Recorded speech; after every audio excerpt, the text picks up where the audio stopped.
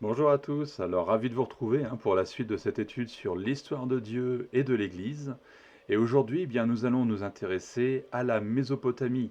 Mésopotamie qui est le berceau de l'humanité.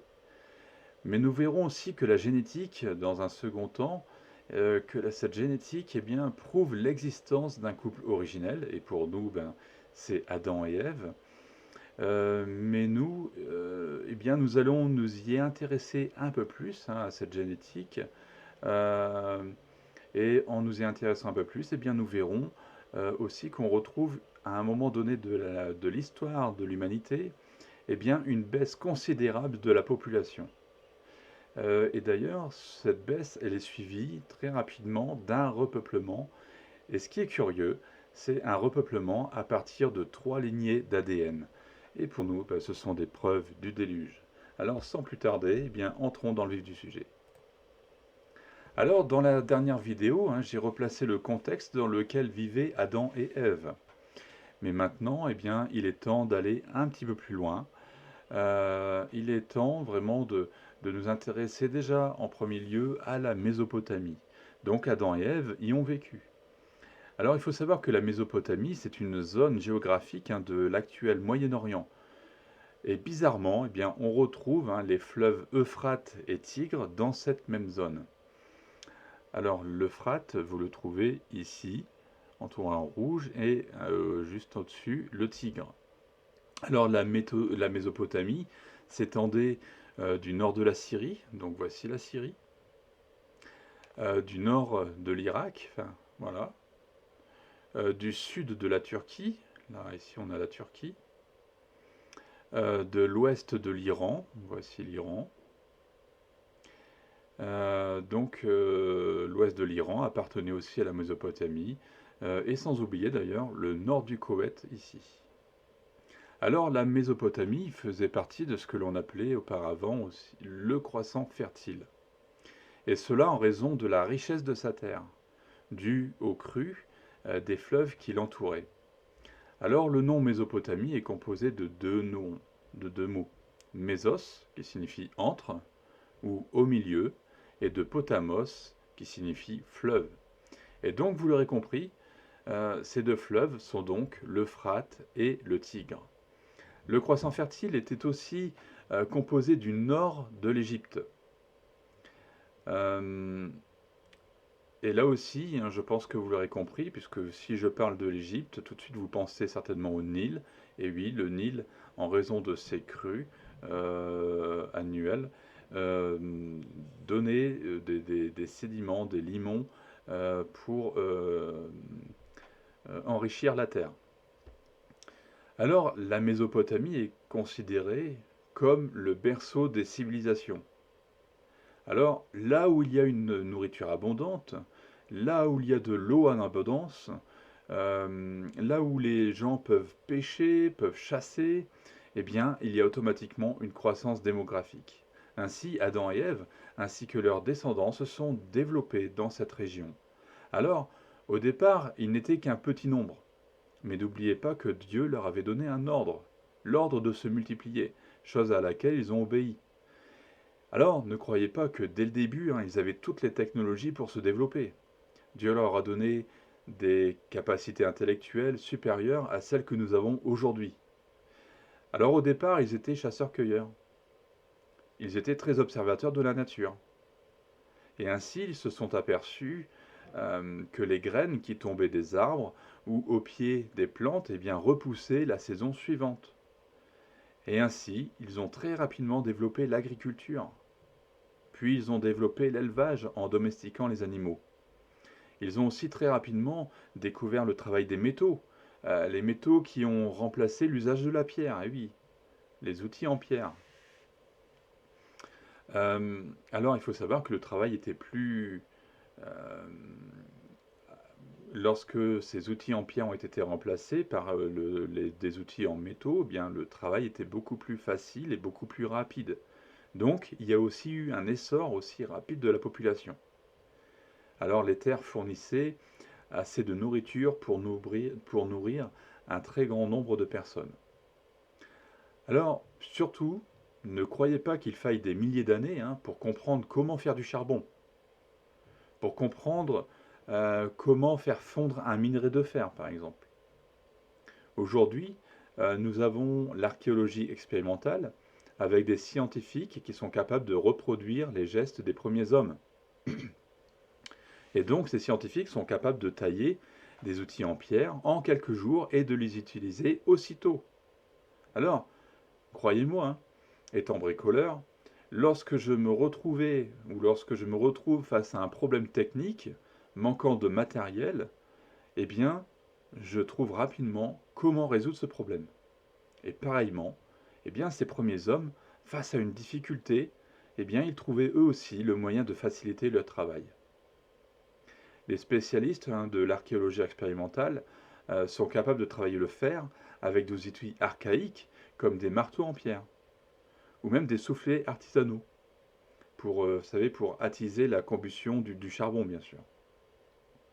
Alors, entre la création d'Adam et d'Ève et le déluge, eh bien, il faut compter 1650 ans.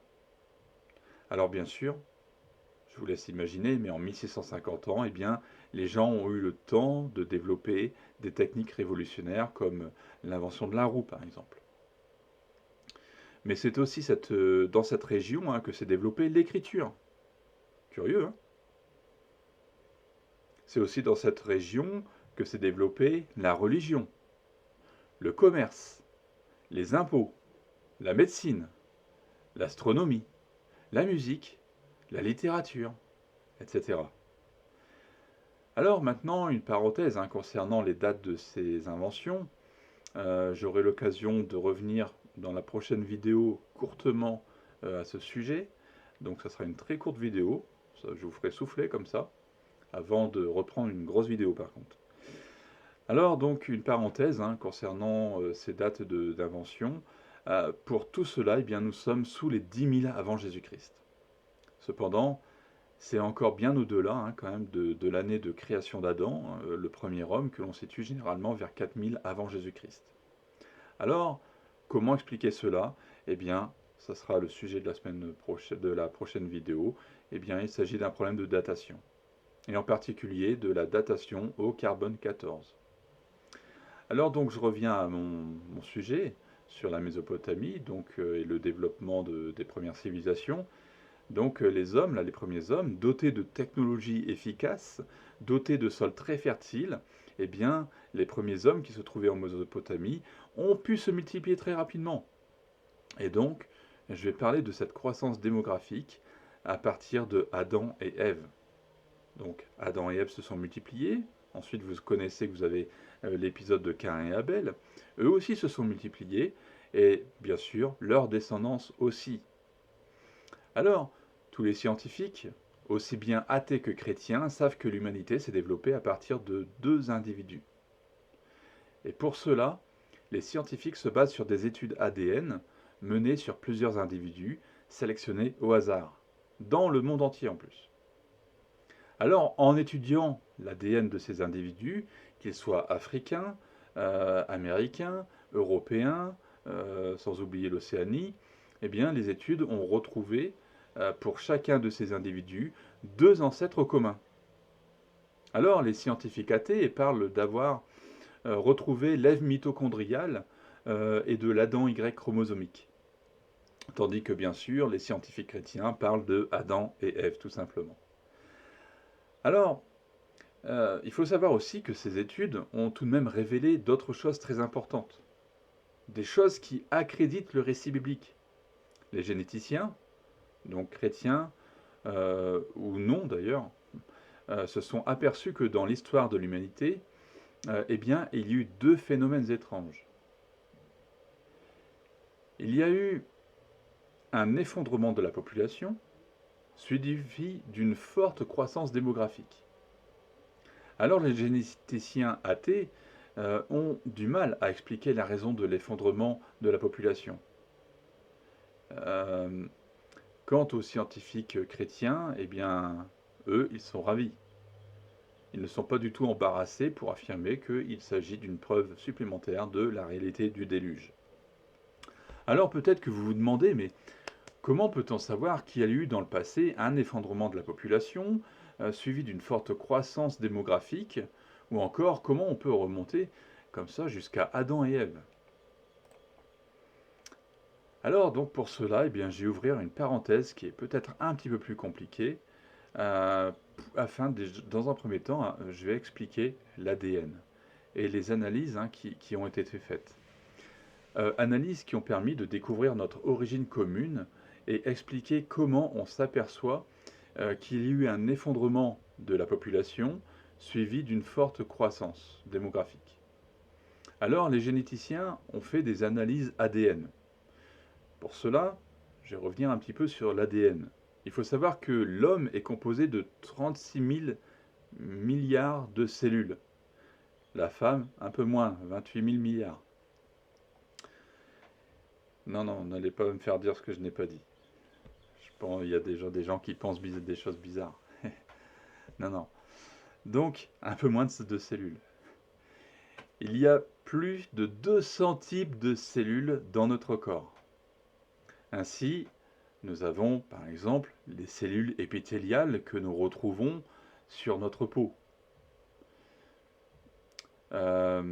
Aussi sur les parois de vaisseaux sanguins, les parois des intestins, etc. Et oui, notre peau n'est qu'un amas finalement de cellules. Un amas de cellules qui sont concentrées. Alors les cellules de notre peau ne vivent que 1 mois. Et donc, vous inquiétez pas, elles sont remplacées automatiquement. Alors c'est justement le phénomène des cellules épithéliales, eh bien, c'est le phénomène le plus facile pour comprendre le mécanisme de reproduction des cellules. Lorsque nous regardons notre main, finalement, eh bien, il se peut que parfois on aperçoive une peau un peu plus jaune et plus dure à certains endroits. Surtout d'ailleurs après un travail acharné. Et bien notre peau s'en va. Notre peau s'en va. Là ici, voilà, notre peau s'en va. C'est de la peau morte. Voilà, là on a de la peau morte. La dernière fois je me suis un peu brûlé les doigts. Donc voilà, c'est de la peau morte. Et on observe en dessous, eh bien, une nouvelle peau un petit peu plus rose. Et c'est ça justement la fameuse reproduction des cellules. Donc nous avons aussi les cellules sanguines, comme les globules rouges, les globules blanches, les plaquettes. Nous avons aussi des cellules nerveuses, comme les neurones, comme les cellules gliales par exemple. Nous avons aussi les cellules musculaires. Ce sont des cellules qui permettent aux muscles aussi de se contracter ou de se détendre. Nous avons aussi parmi ces cellules des cardiomyocytes, pour le cœur. Vous retrouvez donc le terme cardio, c'est tout ce qui est cardio, c'est le cœur. Nous avons aussi les cellules osseuses, donc ostéoblastes, ostéocytes, les cellules graisseuses aussi. Il y en a parfois, il y en a beaucoup, oui, sur moi il y en a beaucoup.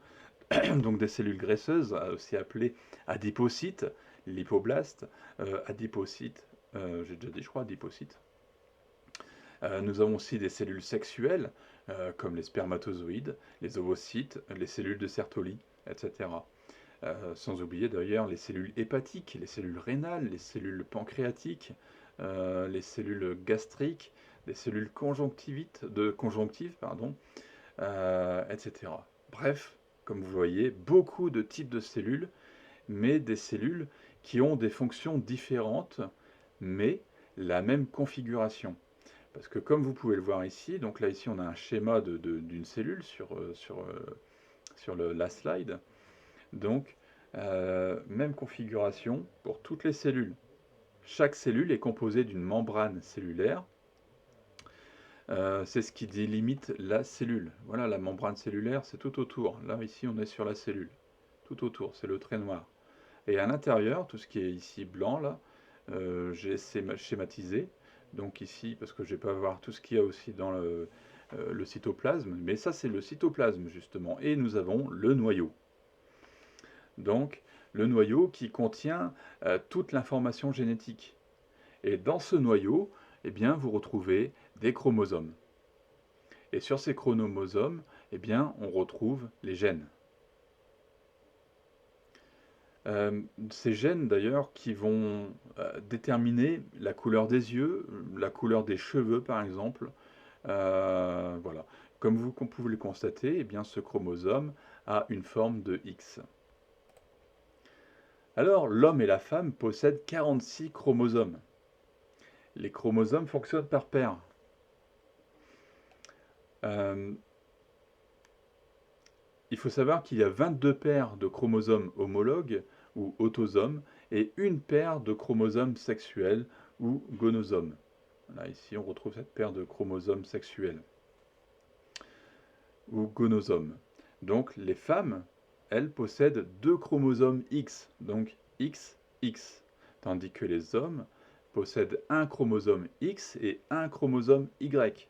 Mémorisez ça, on va bientôt en avoir besoin de tout cela.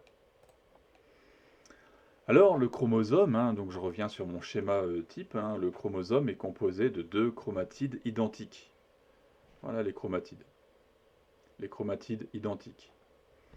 Le centre du chromosome est appelé centromère, c'est ici. Et le centromère relie donc les deux chromatides.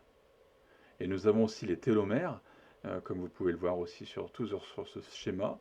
Les télomères se trouvent aux extrémités des chromatides. Donc les télomères et le centromère sont de l'ADN non codant, le fameux ADN poubelle. L'ADN non codant est ce qui compose finalement la majorité du génome. Alors un chromatide est une molécule d'ADN qui est associée à des protéines. Les histones, voilà, elles sont là les histones, voilà. Les histones qui sont ici, voilà. Donc les histones. Cela forme ensuite le nucléosome. Donc voilà le nucléosome qu'on retrouve ici. Donc tout ça, ça forme le nucléosome. Et le nucléosome, c'est donc un segment d'ADN qui est composé de 146 ou 147 paires de nucléotides. Alors les nucléotides sont composés d'un ose, c'est-à-dire de sucre, et de 5 atomes de carbone. Et là, donc, on retrouve penta, c'est 5, penta, 5 ose, pentose. Pentose. C'est composé aussi d'une base nucléique et d'une base azotée, sans oublier un groupement de phosphates. Alors, les nucléotides sont l'élément de base de l'acide nucléotique. Donc, automatiquement, si vous avez déjà suivi les précédents cours, l'acide nucléotique, on retrouve le désoxyribonucléique ou ribonucléique. Ça vous rappelle quelque chose, j'espère. Il y a deux types d'acides nucléiques, l'ADN, acide désoxyribonucléique, et l'ARN, acide ribonucléique. Alors, l'ADN est le support de l'information génétique, le génome. L'ADN a une demi-vie d'ailleurs de 521 ans. L'ADN a une structure en double hélice, composée de 4 bases azotées. Nous avons A pour adénine, voilà, les bases azotées, nous les retrouvons ici. Donc A pour adénine, le T pour thymine, le G pour guanine, et enfin le C pour cytosine. Alors, l'adénine, eh bien, elle est toujours associée, vous voyez ici, associée à la thymine. Quant à la guanine, vous retrouvez ici, donc la guanine, aussi, on va prendre celui-là, cette base-là. La guanine, elle est toujours associée à la cytosine. Alors la chimie de l'ARN, elle ressemble beaucoup à celle de l'ADN. Nous retrouvons toujours les 4 bases azotées, enfin 4 bases azotées je vais dire. Nous avons l'adénine, nous avons la guanine, nous avons la cytosine. Donc ça, nous le retrouvons toujours dans la structure de l'ADN. Cependant, vous constaterez que vous ne trouvez pas la thymine. Le T n'y est pas. Mais par contre, vous retrouvez un U. Et là, c'est le U de uracile. Alors, là encore, il y a toujours une association. La guanine s'associe avec la cytosine. Guanine, cytosine. Et l'uracile s'associe avec l'adénine. Voilà. Alors, je pense que vous avez déjà entendu parler de l'ARN messager, hein, surtout à l'occasion de la mise en place du vaccin Covid, où on a essayé d'expliquer ce que c'était que cet ARN messager, ce que c'était que ce vaccin. Eh bien, justement, c'est l'un des principaux rôles de l'ARN, c'est celui de stocker momentanément de l'information génétique. Nous avons aussi l'ARN catalytique ou ribosyme, qui permet aussi la transformation de l'ARN messager en protéines dans le but de créer des ribosomes. Alors, les ribosomes sont chargés de décrypter le code génétique en une séquence d'acides aminés. Un peu compliqué, mais ne vous inquiétez pas, c'est bientôt fini tout cela. Nous avons aussi l'ARN de transfert qui sert à la communication entre l'ARN messager et l'ARN ribosomique. Alors maintenant que finalement on comprend mieux le fonctionnement de l'ADN et de l'ARN, eh bien il est temps de revenir sur ces analyses qui ont été faites et qui ont permis justement de prouver l'existence de Adam et Ève et aussi de démontrer que durant l'histoire de l'humanité, il y a eu une régression démographique suivie d'une forte croissance. Euh, je vais rester un petit peu simple parce que si on rentre vraiment profondément dans les études génétiques, ça risque d'être compliqué. Donc restons un petit peu simples, mais voyons vraiment les bases. Donc des études génétiques ont été réalisées dans le monde entier afin de retrouver une origine commune à tous les êtres humains. Alors pour ce faire, eh bien, il a fallu extraire des échantillons d'ADN. Bon, comme vous le savez maintenant, on retrouve notre ADN partout dans notre corps. Euh, Nous le retrouvons dans le sang, dans les cellules de notre peau. Alors la technique la plus courante pour prélever de l'ADN, c'est de prélever un échantillon buccal. Le prélèvement consiste à frotter l'intérieur de la bouche avec un coton-tige. Et il faut savoir que l'ADN est soluble dans l'eau, mais pas soluble dans l'alcool ni le sel. Donc, on prend l'échantillon, on le place dans une éprouvette, on ajoute de l'éthanol, ce qui va permettre que l'ADN se regroupe. Et donc, à la fin, donc ça vous pouvez le faire chez vous même, à la fin, finalement, on retrouve un précipité blanc qui sera donc visible. On extrait alors l'alcool et il ne reste plus que de l'ADN. Et c'est cet ADN qui va être analysé. Bon, nous, on ne pourra pas le faire parce qu'il faut vraiment des instruments spécifiques. Alors, pour les scientifiques spécialisés dans la génétique euh, des populations humaines, eh bien, eux, ils se sont plus penchés sur l'ADN mitochondrial. Alors, pour ce faire, eh bien, ils ont étudié les placentas des femmes sur plusieurs continents. Et cet ADN est présent dans les mitochondries. Les mitochondries, qui sont, pour faire court, des organites qui transforment le glucose en énergie. C'est donc le centre de production de l'énergie nécessaire à la cellule.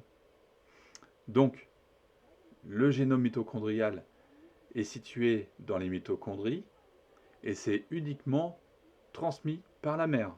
Notez bien, ça c'est important. Uniquement transmis par la mère. Donc, on retrouve ces gènes mitochondriaux chez les hommes et chez les femmes. Je vais prendre par exemple mon exemple pour bien comprendre. Ma mère m'a transmis ces gènes mitochondriaux, tout comme elle les a transmis aussi à mes deux frères et à ma sœur. Donc ces gènes mitochondriaux lui venaient de sa mère, qui elle-même les avait reçus de sa mère, elle-même les ayant reçus de sa propre mère, etc., etc., etc. Donc, et petit à petit, on remonte comme ça dans le temps jusqu'aux origines. Et pour les hommes, eh bien, les scientifiques se sont intéressés au chromosome Y dont je parlais tout à l'heure, qui, je le rappelle, se trouve uniquement chez les hommes. Et il se transmet uniquement de père en fils. Alors, là encore, pour mieux comprendre, je vais prendre mon exemple, exemple qui est valable pour chacun de vous, messieurs. Mon père m'a transmis son gène du chromosome Y, même gène que l'on peut retrouver chez son père, chez son grand-père, chez son arrière-grand-père, et ainsi de suite, on remonte sur plusieurs générations. Alors, en étudiant ces gènes mitochondriaux et ces chromosomes Y sur les différents continents, eh bien, les scientifiques ont réussi à remonter petit à petit jusqu'à Adam et Ève. Alors, bien sûr, cet Adam et cette Ève aux yeux des scientifiques athées, n'ont rien à voir avec l'Adam et Ève de la Bible. Seulement, ce qui est intéressant pour nous, c'est de constater que l'histoire de l'humanité a débuté avec un couple, comme la Bible le mentionne. Et bien sûr, comme cela ennuie les scientifiques partisans de la théorie de l'évolution, eh bien certains d'entre eux tentent de prouver qu'il y a eu plusieurs Adam Y chromosomiques ou plusieurs Ève mitochondriales. Alors, les études montrent aussi qu'à un moment donné de l'histoire de l'humanité, eh bien, il y a eu, comme les scientifiques le nomment, un goulot d'étranglement. C'est-à-dire que la population a soudainement été très restreinte. Ainsi, on retrouve qu'à un moment donné de l'histoire, eh bien, la lignée mitochondriale a été réduite à 3 et à un chromosome Y.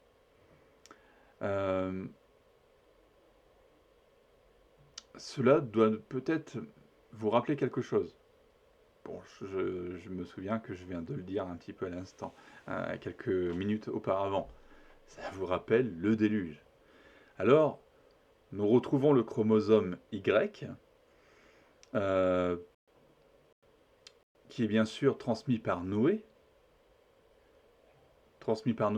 à ses fils, Sem, Cham et Japheth. Mais nous avons aussi 3 lignées chromosomiques.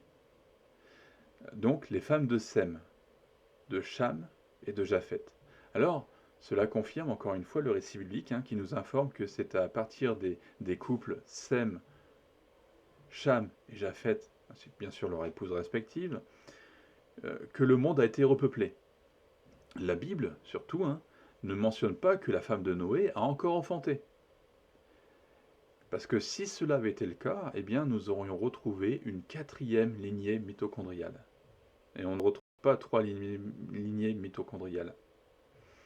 Et je ne parle même pas du chromosome X, qui nous apprend encore beaucoup plus de choses, beaucoup d'autres choses plutôt, sur le repeuplement après le déluge.